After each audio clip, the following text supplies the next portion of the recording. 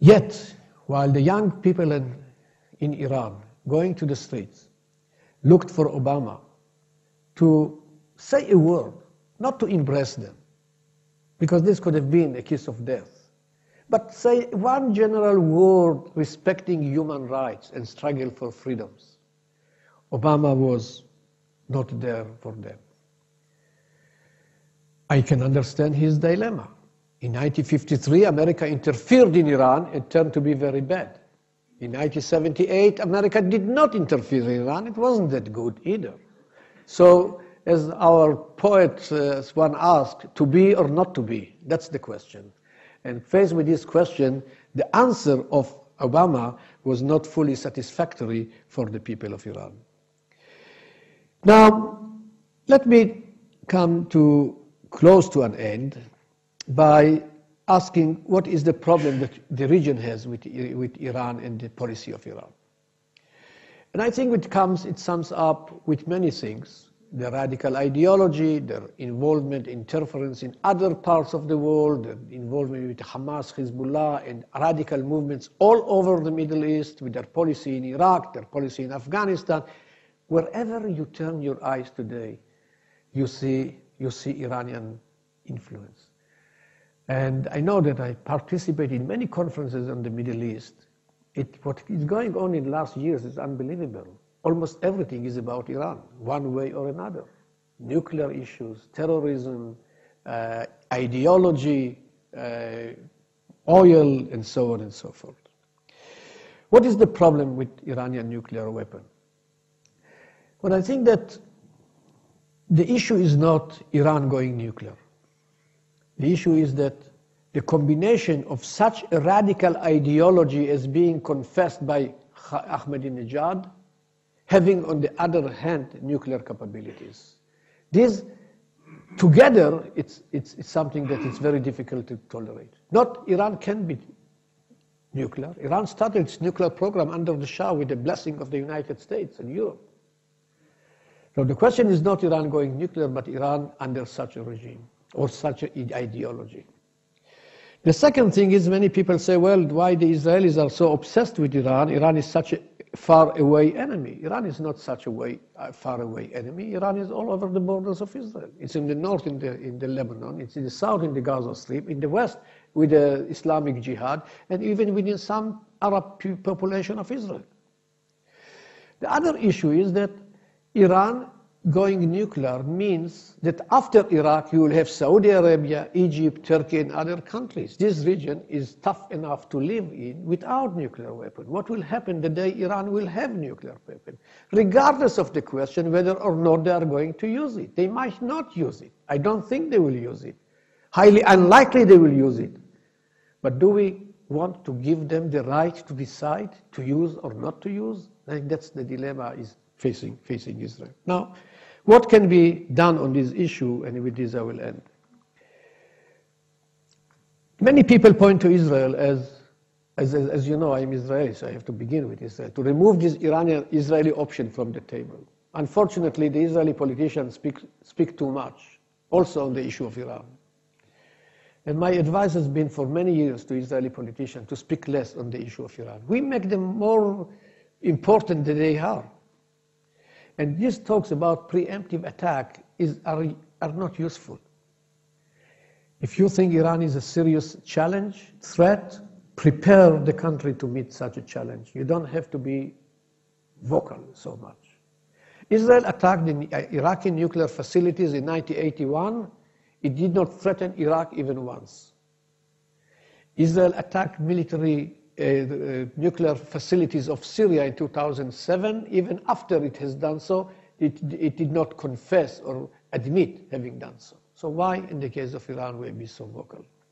One good reason for Israel being vocal is that if Israel is not vocal, the world would tend to forget this very pressing and important issue. And it is a very impressive and dangerous issue for Israel, and not only for Israel. But my claim is that the problem that presented by Iran is not the problem of Israel. It is not only Israel's problem. It's not exclusively the problem of Israel. It's not even mainly the problem of Israel. What about Saudi Arabia, Egypt, Jordan? See how much they are concerned by the Iranian going nuclear and the Iranian revolutionary zeal. When you hear King Abdullah of Jordan speaking about the Shiite crescent, although I don't think there is a Shiite crescent, one entity that goes from Iran, Iraq, Persian Gulf, Syria and Lebanon all the way. But it shows the concern of King Abdullah. When you hear President Mubarak of Egypt asking the question to whom the Shiites in the Persian Gulf are faithful, to the countries in which they live or to Iran, it shows the concern. Read Egyptian newspaper, read Arabic newspaper, and you will see the concern. So not every problem in the world should have a solution with a trademark made in Israel. That's not the problem of Israel, and I think the world should recognize it and do what it takes to be done to solve this problem. Now, what can be done? First, I would say that American-led solution. An American-led solution for me is divided to two parts, dialogue and pressure. I was one of the very few people in Israel who for many years supported dialogue with the United States. But I was also one of the few people in Israel who knew that there is no way you can solve the problem with dialogue with Iran. You can spend a year with Iranians, and after a year they will say, they cannot say yes, they cannot say no. They will typically say either no yet, but yes, or yes however, and you go back to the first place, to the first stage. Because I'm quite sure, 1 year with Iran, the answer will be yes, but.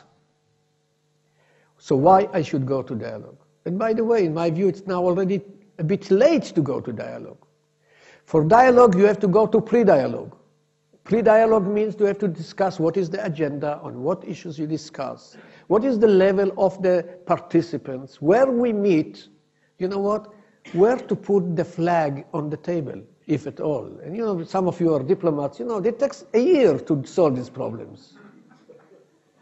So we have been in the pre-dialogue before the recent developments in Iran, and we went 2 steps back to give them legitimacy, to extend them hand. Both sides have their own concerns. So when you want, the dialogue should have a deadline. The advantage of dialogue, however, is that it has to speak to two nations. First, you speak to the young people of Iran to prove to them that America is honest and its good intention comes to deal with the issue. Then you have to prove to the American people, who today don't have the stomach to go to another war, that you tried every other venue before you go to more radical pressure on Iran. Pressure helps. Iran is not immune from pressure. And what I said at the early stage of my talk was that Iran, whenever it's pressed hard, they ultimately will change their attitude. And the pressure can be economic, financial, on the banks. So far, it was not good, not sufficient, not effective, because there was no really pressure on Iran. The one time that was real pressure on Iran in 2007, when the Undersecretary of Treasury of the United States traveled in Europe and convinced European banks not to do business with Iran, with banks in Iran who deal and work with the Revolutionary Guards on nuclear issues. The banks were in real problem, and then all of a sudden the National Intelligence Estimate was published in Washington in December 2007 that claimed that Iran stopped its military nuclear program in 2003. So how you can pressure Iran if America says that there is no such a problem? Now, by the way, if you look who is the country that has made the greatest services to Iran national interest, it is the United States. In 1991, America went to crush the military power of Saddam Hussein, the enemy number 1 of Iran. In 2002, they removed the Taliban, the enemy number 2 of Iran. And in 2003, they removed Saddam Hussein. So why should the Iranians complain? They have a very peculiar way to thank America for all these good services that willingly or unwillingly was done in their favor. But it also shows that at the end of the day, there are some common interests between Iran and the United States. And America did not do service to Iran, it did service to itself. But it's parallels with some interests of the United States. The one thing that I can tell you that can help more than anything else, and easier than anything else, is moral pressure on Iran, on human rights. And I'm wondering when I read European newspapers, Australian newspapers, why there is nothing being said about what's going on in the jails of Iran today. To the civil society, these wonderful young men and women in Iran who are suffering so much. It doesn't take much to pressure Iran on this issue. Listen to Shirin Ebadi, the woman who won the Nobel Prize for Peace, who stated openly from Tehran, she called foreign countries to downgrade the representation in Iran from ambassadorship to chargé d'affaires. She knows what hurt her government. Unfortunately, the world does not understand this language. The second level of solution, and I end with 2 or 3 minutes. The second stage of solution is Middle Eastern-made solution. I said there is no Israeli solution, but there is Middle Eastern solution. Today, the Arab countries, the moderate Sunni Arab countries, and Israel are faced with the same enemy. It's time that the two sides will recognize it and try and solve their problem. They will be doing great service to ourselves, and we will be weakening Iran. When the Saudis, I read in the newspaper, are thinking about allowing corridor for Israeli airplanes to go and attack Iranian military sites or nuclear sites, I have a better suggestion to them. Recognize the state of Israel, or if you want to attack Iran, go and attack yourself. Why you are opening a corridor for Israeli airplanes? You are closer there. You are more concerned there. You are the more immediate target. But I think that, and I say it differently, if we want to weaken Iran, one way is to solve the Palestinian problem, solve the Israeli-Syrian problem, or both. Unfortunately, this is not in the cards. I was told often that it takes 2 for tango. In this issue, I don't see even 1. But I think that it is important for the countries of the Middle East to recognize. I was very much touched by the wonderful gesture of Egypt to allow Israeli warship and submarine to go through the Suez Canal. You know, it's not easy for the Egyptians to accept this and have pictures of it all over the world. They have done it primarily as a signal to Iran. So there is a recognition that we are facing a common enemy. It takes one big step forward to solve the problems. And finally, I think the main hope for change in Iran comes from the people of Iran. Iran is the only country in the Middle East which had a constitutional revolution in 1906. Iran is the only country in the Middle East which has 2 big revolutions in the 20th century. And you could see it just last month, and you could see in the Islamic Revolution 30 years ago, the Iranian people are often on the scene and struggling to achieve their goals for freedom and welfare. So to sum up, I would say that I'm quite sure that ultimately the Iranian people will do the job to change the policy or change the regime. And I personally don't care about what regime they have. It's up to them. I care about the policy of this regime. They will do it. The question is if they will be doing it before Iran is nuclear or after. They will do it, and we don't know when. Because many people ask when this will happen. I can tell you one thing for sure. No one knows. After this happens, you will see many experts who will come and tell you, I exactly knew, I knew when it will happen. Don't believe them. In history, such huge popular movements have never sent us alarm signal that on August 20th, here is going to be the French Revolution, or July 14th, or doesn't matter. French Revolution, Russian Revolution, Islamic Revolution, not even the collapse of the Soviet Union, which was not a mass movement, were unpredictable. We have to live with this uncertainty. But we know that one day this may happen, in Iran more than in any other country. To sum up, and finally I would say, there are 2 trains which have left the terminal in Iran. One train is carrying the message of social, political change, and the other is carrying the message of nuclear power. It is important for the free world to take whatever it takes, that the train with nuclear weapon will not reach its final destination first. Thank you.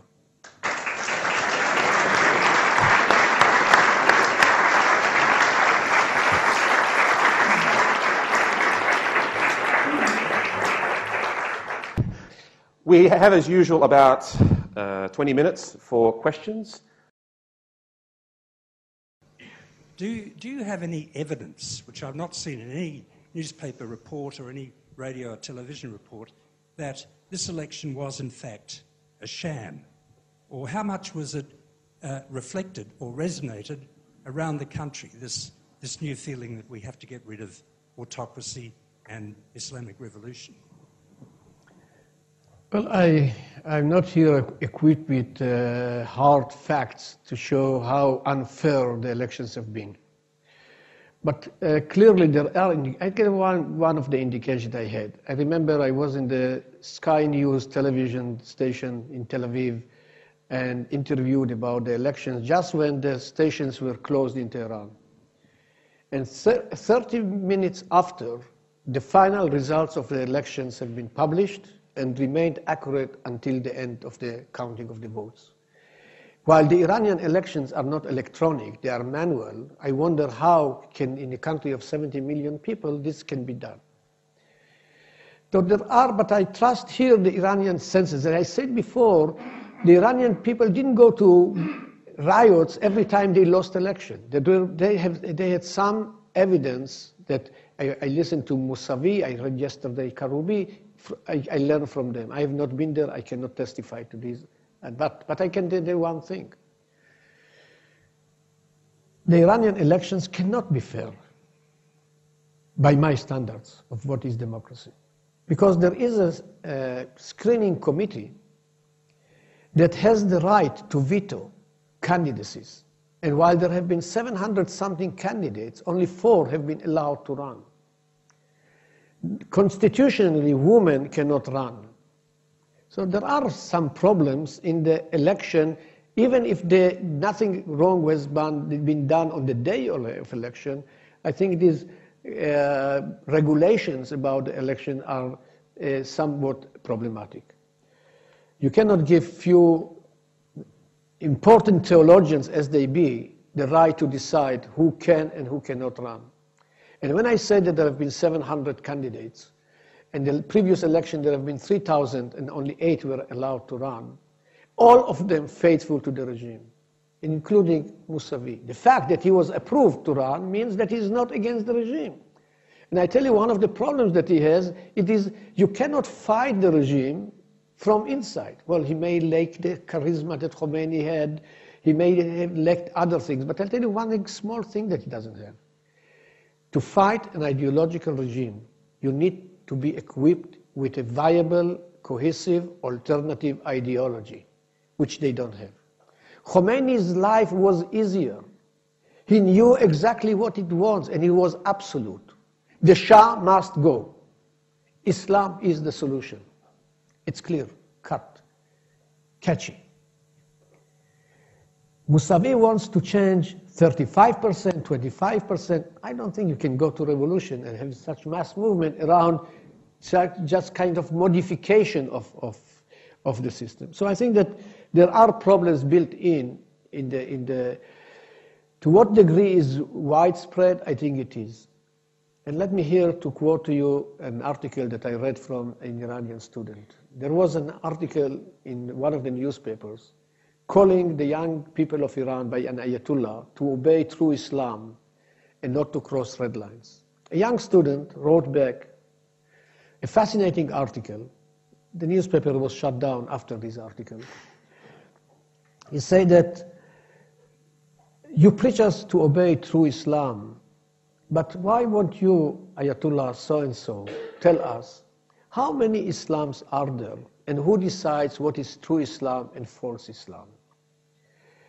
You preach us to obey, not to cross, you preach us not to cross certain unidentified red lines. This is the punchline in this article. He said the problem is not this. The problem is that you, the conservative clerics, in a one-way street, you are driving against the flow of traffic. If you ask me, this is the main confrontation of Iran. The people of Iran who want better life, who want to breathe, who want openness, who want freedom, are confronted with the institutions of power, as I said before, equipped with force, who are running against the flow of traffic. It's not only in Tehran. could see it in campuses of universities in Isfahan and in other parts of the country.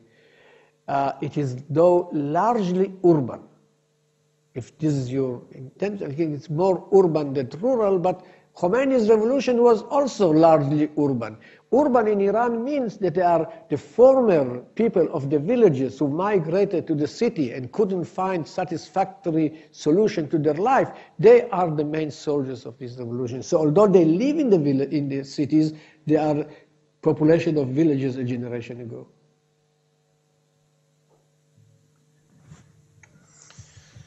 Thank you. I'm Natalie Mobini from the Australian Baha'i community. And obviously we've been watching closely the situation and wondering about the impact it might have for the persecution of the Baha'i minority, and in particular the 7 leaders of the community who are currently imprisoned. But I'm very encouraged by your comments that pressure can make a difference with Iran, and I'm wondering if you feel there are things that the international community could be doing to improve the situation for religious freedom. For the religious minorities? Yes. Well, you are certainly right. The Baha'i community has been persecuted and suffered more than any other religious minority in Iran. The Islamic regime has been, by and large, fair to its religious minorities. It may be surprising to hear it from a Jew and Israeli. But they don't go to the streets and kill Jews in Iran, nor do they kill Christians and not put them to jail. Religious minorities impose on themselves more restriction that they are asked to impose, which is very natural in such circumstances. This regime has many anti-religious elements, anti-Christian, anti-Jewish elements, mainly anti-Jewish. We look at Ahmadinejad.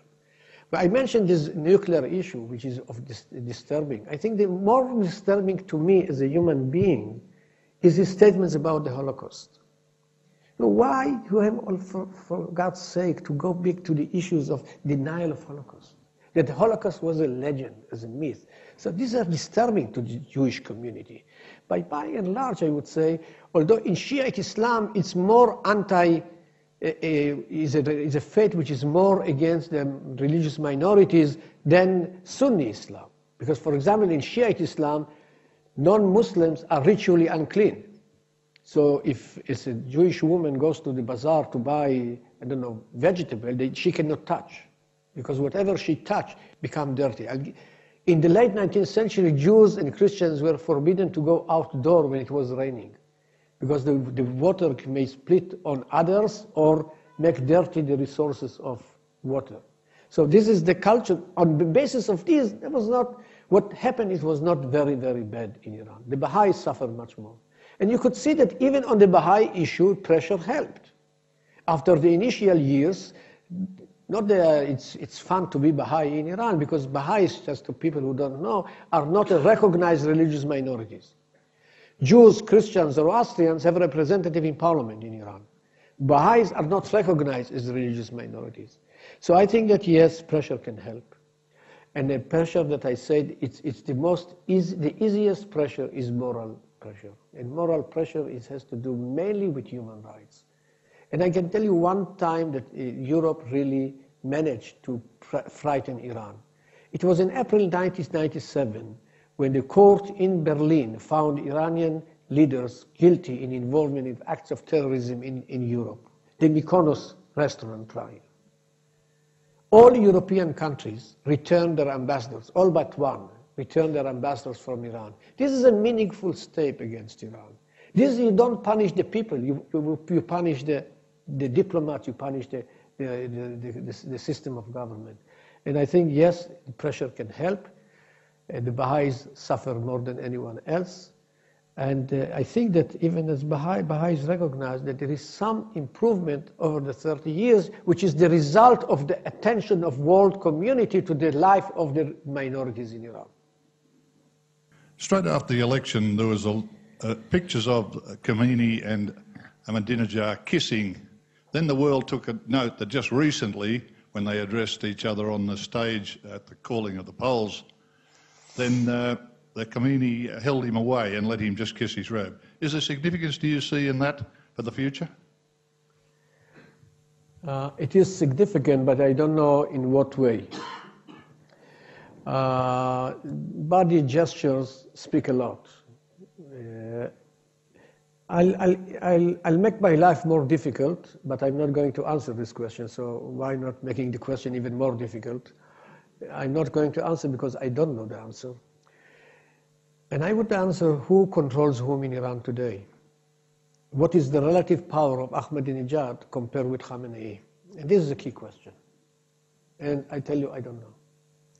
I think Ahmadinejad is much more powerful than people tend to think about it. I know he's very shrewd and sophisticated. You can see it from his interviews, from his instinct in answering questions. But I think that he is power-based within the Revolutionary Guards, and it also good relations with the son of Khamenei. And I think that his Revolutionary Guard, with the top people of Ahmadinejad and Mujtaba, the son of Khamenei, are very influential with Khamenei. So I don't have a good answer to this. I'll tell you what else we don't know. Now that I can confess about the limitation of our knowledge about Iran. For example, I don't know what's going on within the military and the Revolutionary Guards.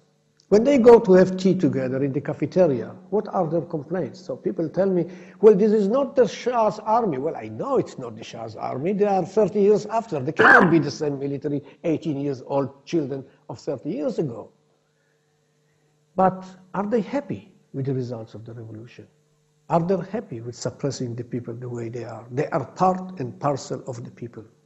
And this happened to the Shah's army 30 years ago. I don't want to claim it's going to be such a shift. If you ask yourself why the regime had to put so much power in suppressing the movement of students unarmed, they wanted to send a signal. But the signal went two ways. One, it was to the opposition, to show them the limits. I think another message was to the administration and to their own people, signaling to them, don't have any illusion, we are in full control. They needed to send their message to their own people, preventing a situation that something would collapse. I don't think it's going to collapse. I don't know, to be rather better, but I think that we don't know. We don't also know another thing. We don't know what's going on within the students of the religious madrasa schools. Well, we know that the leading ayatollahs are against Khamenei and against Ahmadinejad, but among the young scholars in this madrasa, in this theological school, I think there is a lot of resentment. So if you think about institutions in Iran who can lead a change, I think there are two major institutions: the clergy, the military, and until now it was also the bazaar, which is a different story, but still they are powerful. Michael Wesley. On the one hand, we have a regime that has lost legitimacy. On the other hand, as you said, we have an opposition that doesn't have a unifying, mobilizing ideology. What is the possibility that the scenario might be that Iran falls apart, that there is no one to take over and that it collapses into chaos? Well, maybe one of the previous questions was about religious minorities. Maybe I can connect it with ethnic minorities. Half of Iranian people are not Persians. It is a recipe for disintegration? I'm not sure, because some of the ethnic minorities have been already incorporated into the Iranian society. For example, both Khamenei and Mousavi are Azeris. So what is Azerbaijan is separate. But then there is an Iranian Azerbaijan, which is more than a quarter of the population of Iran, bordering with independent Azerbaijan. See, the ethnic minorities in Iran is a very delicate issue, because all over the borders of Iran you have ethnic minorities. Azeris in the northwest, Kurds in the west, Arabs in the Persian Gulf, Baluch on the east, southeast, Turkmens on the south, on the northeast. Iran is surrounded by ethnic minorities, which is a very delicate point for them. Now I'll say that in the Middle East, the West has been very successful in many ways. When I look from Iran back, and see what of the legacy of the West remained in Iran, it is a good place to stand. It's in Iran, because after this such a huge wave of water, this tsunami that's washed everything, it's a time that you could look back and say, well, what from the impact of the monarchy remained, or what from the impact of the West remained? And I tell you, there is much more that left in Iran that it's seen. One of them is the concept of nationalism, or nation state. Nation state, which is so strange to the philosophy of the Muslim Middle East, became so powerful. You don't even speak about the disintegration of Iraq, which is 3 very clear sections. But disintegration of Iran, it may be even worse than what is going on today. So I don't think that someone entertains with this kind of collapse. But having said this, let me say another thing that may be good in coming to the end of our meeting. You know, Iranian culture, Iranian state has been based on 2 major pillars: religion and Persian culture, Shiism and Persian culture. And I think in the last century we could see 2 main leaders trying to disrupt this balance between the 2 elements. The Shah was trying to eliminate Islam from the public sphere and was not successful. Khomeini tried to eliminate Persian culture in the West from Persian soul. It was not successful. And I think what you see in Iran is the search for a balance. In between the 2 pillars, there is the impact of the Western culture. People ask, is it possible that Iran will go back, the West go back to Iran? The West is already in Iran. The major changes brought by the monarchy, constitutionalism, nationalism, modern education remain valid. Khomeini schools, children go to the street and chant death to America, death to America. When they are thirsty, they drink Pepsi Cola. And when they want to go to school, they learn English as the first, second language. In education and indoctrination, we know what we put in the mind of in the textbook, sorry. We know we put in the textbook. We don't know what gets into the mind of the students. The first generation of Iranians who went to schools, all of them, in the 70s, they produced the Islamic Revolution. They went to school. The textbook in Iran was, the first page was the picture of the Shah, the second his wife. And here is the Islamic Revolution.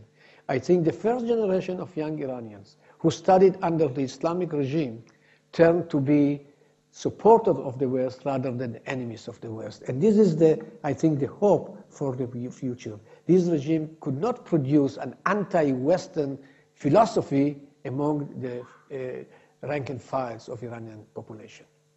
I think that's a great place to finish off. So please join me in thanking Professor David Menashri. Thank you. Thank you.